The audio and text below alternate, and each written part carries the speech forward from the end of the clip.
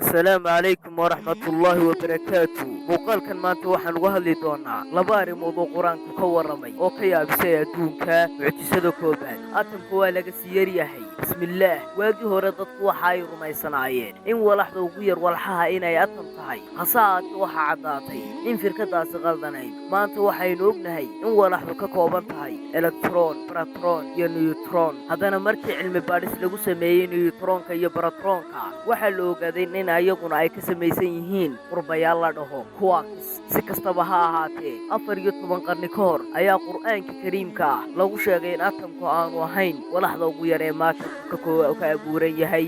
allah waxa uu leeyahay: wamaa takuunuu fii sha'nin wamaa tatluu minhu min qur'aanin walaa tacmaluuna min camalin ilaa kunna wamaa calaykum شهودا إذا تغيضون فيه يقرب عن ربك من مثقال ذرة في الأرض ولا في السماء ولا أصغر من ذلك ولا أكبر إلا في كتاب مبين.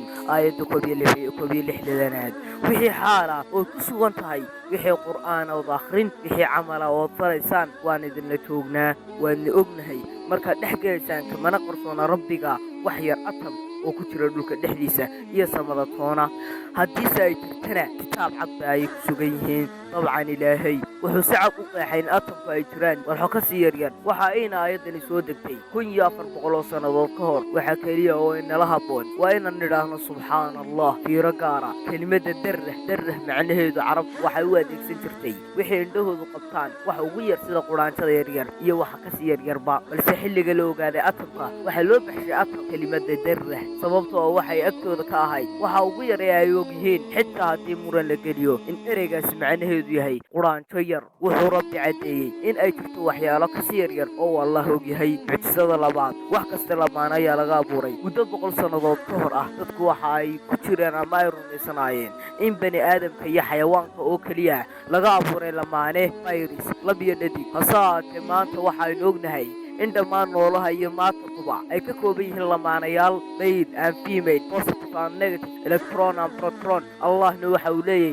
subxaana aladii khalaqa alaswaaja kullaha mima tanbutu alarda wa min anfusihim wa mima laa yaclamuun. waxaana xumaan ka nasahan allihii abuuray aswaaj noocyo lamaanayaal dhammaantood oo wax dhulka ka soo biqiyo iyo naftoodaba iyo wax ayna ogeynba. suuratu yaasiin aayadda 16. dabcan aayadan waa aayad mucjiso ah. wuxuu rabbi subxaanahu watacaala leeyahay wuxuu abuuray dhammaantood waa lamaanayaan lab iyo dhadig, togan ama toban, plus ama minus, positive ama negative. waxaa ka mid ah lamaanayaasha dhirta nafahooda oo looga jeedo bani aadamka iyo waxyaalo kale oo aynan ogeyn. dhowaan waxaa la ogaaday in dhirtu ka kooban tahay lab iyo dhadig. sidoo kale xitaa dhagaxaanta ayaa ka kooban lamaanayaal is haysta sida electron iyo proton.